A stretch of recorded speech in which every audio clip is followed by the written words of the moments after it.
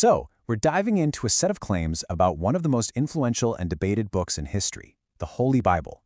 The source material we're looking at makes a case that it's not just a religious text, but something totally unique. So, let's get into the evidence it presents and see what the argument is.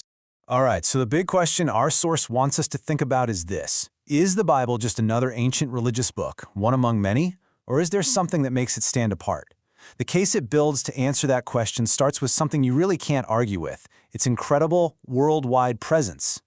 Okay, first up is a number that's pretty hard to ignore. The claim is the parts of the Bible have been translated into more than 3,500 languages. That's a feat that no other book in history has even come close to. And the point it's making is pretty obvious, that this message has somehow managed to cross almost every cultural and language barrier on the planet. And to back up this idea of sticking around forever, the text actually points to itself, with verses just like this one from Matthew. It's an internal claim that its words are permanent. And this idea of a unified, timeless message is really at the heart of the first big argument about how the book was even created. So, let's start with how this book was even written, a process that our source argues is completely unique in the history of literature. And this is where it gets really interesting. Look at the time frame here. This book wasn't written overnight, or even in one lifetime. We're talking about a creation that stretched across an incredible 1,600 years.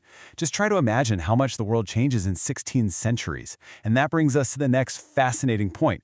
Who were the people doing the writing? You have to look at who was doing the writing. We're not talking about a group of scholars in a library. These were shepherds, kings, doctors, fishermen, people writing from palaces, from prisons, out in the wilderness, separated by hundreds of years, different continents, and entire empires. So, this all brings up a huge question, right? How on earth could you get a single, unified message from all these different people, living in completely different times and places? Well, the answer given for this wild consistency is this idea of divine inspiration, laid out in verses like this one. The claim is pretty straightforward. While dozens of different human beings held the pen, one divine mind was the ultimate author, weaving this single, consistent story all the way through. Okay, so we've talked about how it was written. Now the argument shifts to what's actually in it. And specifically, we're diving into the really bold claim of fulfilled prophecy. The claim is a big one, that the Old Testament contains over 300 specific prophecies about a coming Messiah. And, the argument goes, every single one of them was perfectly fulfilled in the life of Jesus Christ. That sheer number is presented as something that's pretty hard to chalk up to just coincidence. And to show what they mean, the source points to examples like this one, from the prophet Micah. This was written around 700 BC, and it names the tiny town of Bethlehem as the birthplace for this future ruler. And this is really the core of the argument right here. On the left, you've got the prophecy from Micah, 700 years before the event. And on the right, you have the record in the New Testament of Jesus being born in that exact same town. It's this connection that's presented as powerful evidence that something beyond human ability was guiding the text. But the case doesn't stop there, with just what's inside the book. The next point brings in evidence from the outside world, from historians who weren't part of the biblical story at all. Now, this is a really big deal, because this quote isn't from a follower or a biblical writer. This is Tacitus, a well-respected Roman historian. He's just reporting the facts as he knew them, and in the process, he independently confirms the execution of Christos under Pontius Pilate, the central event of the Gospels, from a completely neutral non-Christian source. So, while a historian like Tacitus might confirm the event happened, the source we're looking at says the Bible explains the reason it happened. It points back to Old Testament passages, like this one from Isaiah, to argue that the crucifixion wasn't just a punishment, but a purposeful sacrifice that was predicted centuries before it ever happened.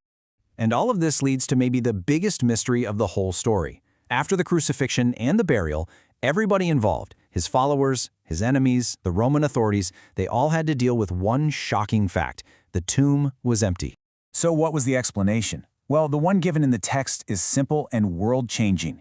This statement became the absolute cornerstone of the Christian faith. The empty tomb isn't presented as a mystery to be solved, but as the ultimate proof of the resurrection. So when you pull all these threads together, the composition, the prophecy, the history, it all leads to the final point about what the book's ultimate purpose is supposed to be, to deliver a message of salvation.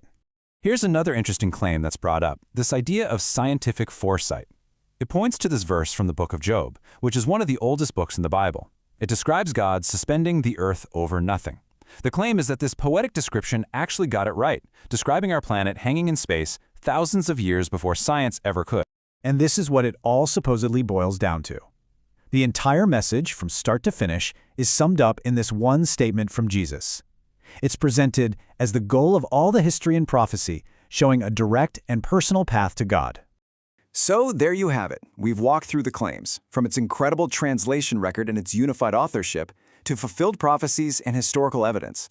The final question, though, the one our source leaves us with, isn't about the book anymore. It's about you.